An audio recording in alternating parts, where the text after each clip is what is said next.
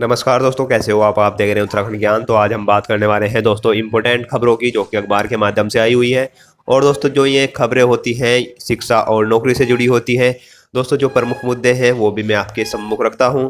तो दोस्तों फटाफट से देख लेते हैं टॉप 5 खबरें जो कि आज की अखबार की मुख्य सुर्खियां बनी हुई है। उससे पहले दोस्तों यदि आप हमारे चैनल पर नए हैं तो हमारे चैनल को सब्सक्राइब और हमारी वीडियो को लाइक कर सकते हैं।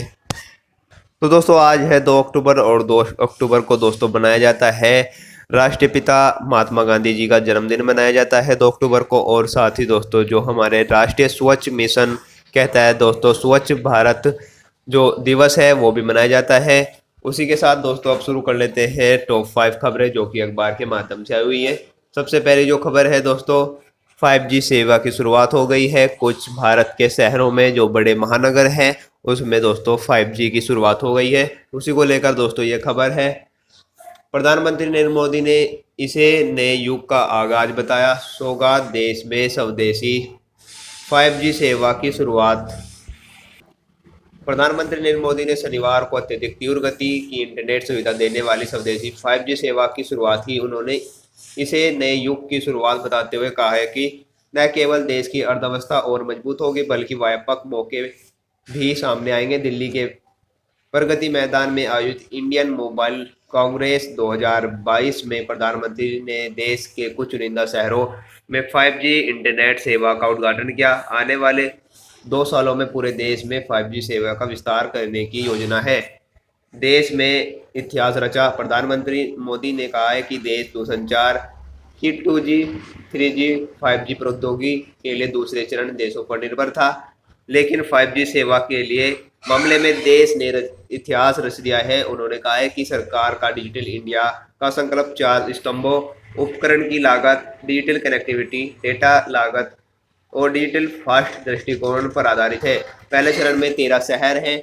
पहले चरण के लिए दिल्ली, चेन्नई, गुरुग्राम, अहमदाबाद, गांधीनगर, हैदराबाद, जामनगर, चंडीगढ़, बेंगलुरु, कोलकाता, लखनऊ, मुंबई, पुणे 5G सेवा की शुरुआत होगी। इसके बाद अन्य शहरों को भी इन सेवाओं का विस्तार। तो दोस्तों जो 13 बड़े महानगर है उसमें 5G की सेवा स्टार्ट हो गई है। वहीं दोस्तों अब देख लेते हैं थोड़ा सा इनके बारे में भी। अब तक 5G सेवा कौन से देश में कितने जिलों में है या दोस्तों कितने राज्य में है, तो दोस्तों देख लेते हैं। 13 शहरों में पहले चरण के तहत 5G सेवा की शुरुआत होगी। 8 शहरों में भारती एयरटेल ने अपनी सेवा शुरू करने का ऐलान किया है। वहीं दोस्तों 5 देशों में इतने शहरों में 5G सेवा। अमेरिका 296, वहीं चीन 356 और फिलीपींस 98, दक्षिण कोरिया 85 और कनाडा 84 इनके दोस्तों जो देश है उनमें दोस्तों इतने स्टेटों में इनकी सेवाएं हैं 5G की। और अब हमारे भारत में भी यह होने वाली है। वहीं दोस्तों 80 करोड़ इंटरनेट यूजर हैं। ब्रॉडबैंड कनेक्टिविटी को लेकर मोदी ने कहा है कि 2014 में जहां 6 करोड़ लोग इसका इस्तेमाल करते थे, आज इनकी संख्या 80 करोड़ है और इंटरनेट कनेक्टिविटी 25 करोड़ से बढ़कर 85 करोड़ हो गए हैं। शहर के मुकाबले ग्रामीण क्षेत्रों में इंटरनेट का इस्तेमाल बढ़ा है। तो दोस्तों यहाँ बड़े आंकड़े आए हुए हैं और उसी के चलते दोस्तों 5G जो सेवा है बड़े महानगरों में स्टार्ट हो गई है। तो दोस्तों देख लेते हैं नेक्स्ट न्यूज कौन सी है। तो दोस्तों जो नेक्स्ट न्यूज है वो स्वच्छता में टॉप 3 पर आने पर उत्तराखंड को सम्मान मिला है। उसी को लेकर दोस्तों यह खबर है। दोस्तों जैसा कि आपको पता है हर साल इसका सर्वे होता है और सर्वे में जो भी दोस्तों नंबर फर्स्ट पर आता है उसे एक अलग इनाम मिलता है। और यहाँ दोस्तों उत्तराखंड को टॉप 3 में रखा गया है और इसे दोस्तों सम्मान मिला है। उसी को लेकर दोस्तों यह खबर छपी है। स्वच्छता में टॉप 3 में आने पर उत्तराखंड को सम्मान। स्वच्छता सर्वे के तहत उत्तराखंड का स्थान टॉप 3 में आने पर उत्तराखंड को सम्मानित किया गया। शनिवार को नई दिल्ली में राष्ट्रपति द्रौपदी मुर्मू ने उनके लिए शहरी विकास मंत्री प्रेमचंद अग्रवाल को प्रशिक्षित पत्र देकर सम्मानित किया। विदित है कि राज्य के 5 शहरों हरिद्वार, लंढौर, कैंट, डोईवाला, नरेंद्रनगर, रामनगर का चयन स्वच्छ भारत मिशन के तहत किया गया था। अच्छा प्रदर्शन करने वाले राज्यों को पुरस्कृत करने के लिए शनिवार को दिल्ली के ताल कटोरा स्टेडियम में कार्यक्रम आयोजित किया गया है, जहां राष्ट्रपति द्रौपदी मुर्मू ने शहरी विकास मंत्री प्रेमचंद अग्रवाल को सम्मानित किया। तो दोस्तों यहाँ जो है हमारे जो उत्तराखंड है वो टॉप 3 पर आया है। उसी को लेकर दोस्तों यहाँ दोस्तों से सम्मानित किया गया है। और वहीं दोस्तों सीएम ने प्रदेशवासियों को दी बधाई। क्योंकि तो दोस्तों देख लेते हैं नेक्स्ट न्यूज कौन सी है। तो दोस्तों जो नेक्स्ट न्यूज है वो हाई कोर्ट के अवकाश को लेकर है दोस्तों। दशहरे के अवसर पर दोस्तों यहाँ 9 अक्टूबर तक दोस्तों हाई कोर्ट का अवकाश रहने वाला है, उसी को लेकर दोस्तों यह खबर है। तो दोस्तों यदि आप हाई कोर्ट से जुड़े हुए हैं तो आपके लिए यह जानना बहुत जरूरी है। 9 अक्टूबर तक अवकाश रहने वाला है।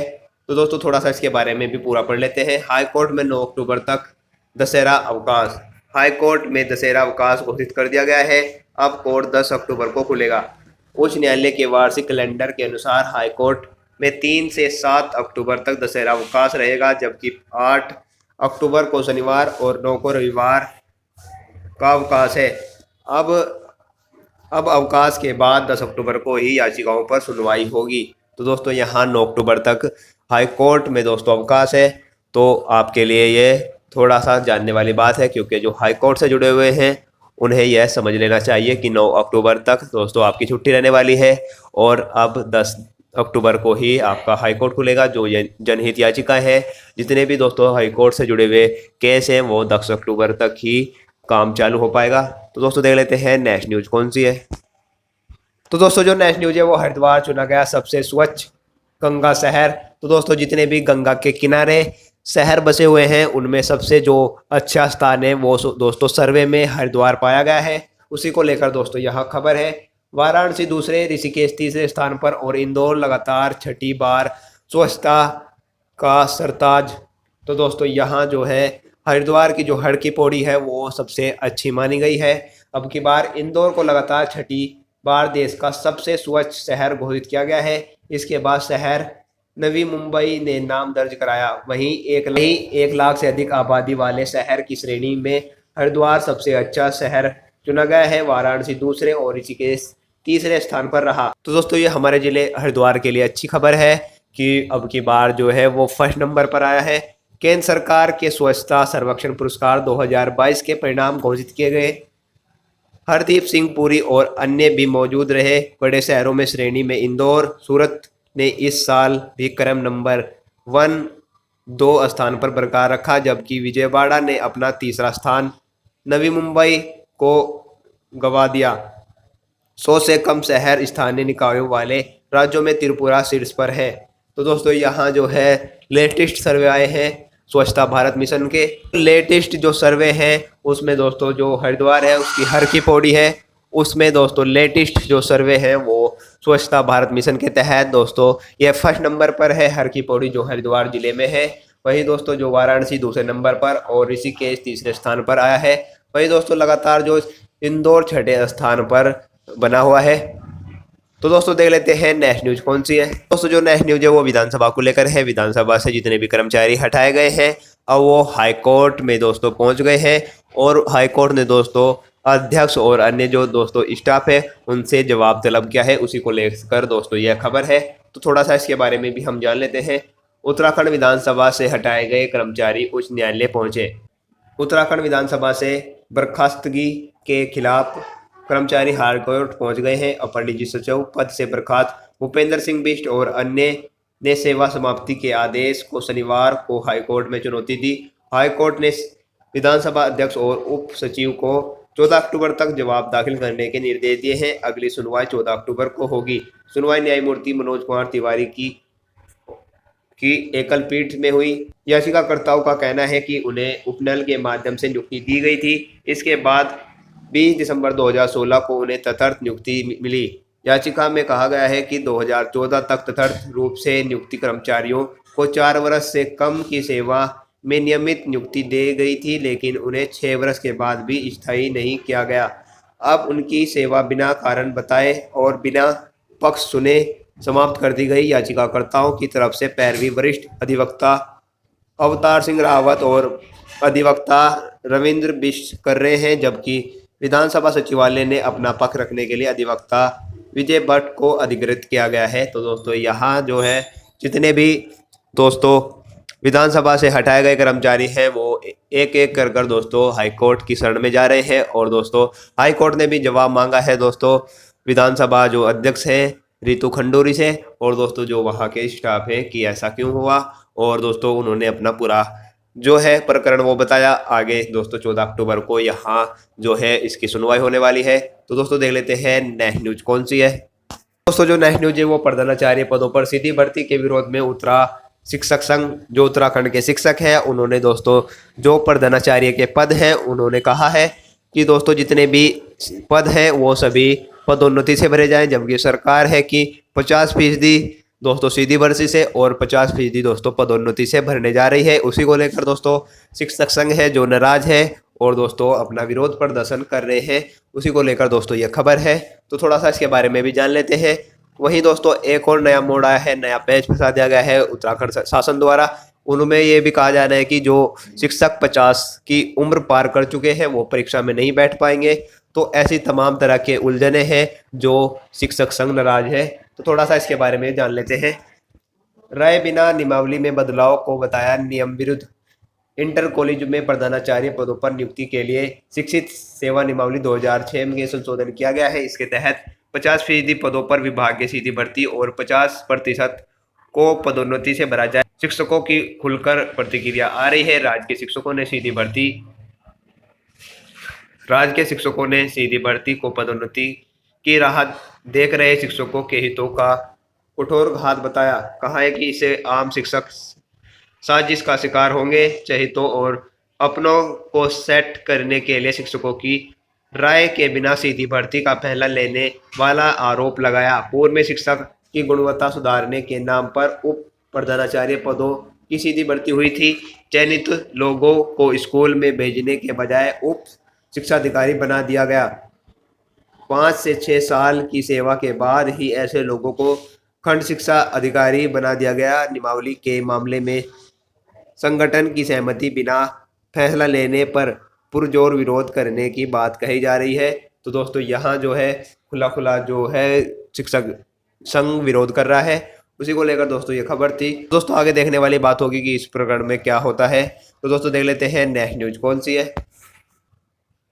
तो दोस्तों जो नेक्स्ट न्यूज़ है वो 10,000 रुपये में तय हुआ था परीक्षा का सौदा। तो दोस्तों यहाँ सेवा में सिविल परीक्षा की लिखित परीक्षा हुई थी। तो उसी को लेकर दोस्तों यह खबर है। एक और धांधली सामने आई है और 10,000 रुपये लेकर दोस्तों किसी और से परीक्षा दिलवाई गई। इसी को लेकर दोस्तों यह खबर है। तो थोड़ा सा इसके बारे में भी जान लेते हैं कि क्या था पूरा मामला। 10,000 रुपये में तय हुआ था परीक्षा का सौदा। सेना की सिविल भर्ती में लिखित परीक्षा की कीमत 10,000 रुपये तय थी। अभ्यर्थियों ने पैसे देकर लिखित परीक्षा किसी और से दिलवाई थी। लिखित परीक्षा देने वाले जालसाजों की पहचान जारी है। कुक, सिविल और चतुर्थ श्रेणी के लिए सेना में जुलाई को लिखित परीक्षा का आयोजन किया गया था। अभ्यर्थी जब सेंटर के पास पहुंचे तो उन्हें वहां लिखित परीक्षा देने का ऑफर मिला, जहां उसने पैसे की बात तय की गई। शुरुआती भाव 5,000 लगा, लेकिन बाद में भाव बढ़ा और 10,000 हो गया। अभ्यर्थी से पैसे लिए गए और परीक्षा में अयोग्य को बिठाया गया। विवेचन अधिकारी नितिन बिष्ट ने बताया कि 10,000 को लेकर लिखित परीक्षा किसी और से दिलाई गई थी।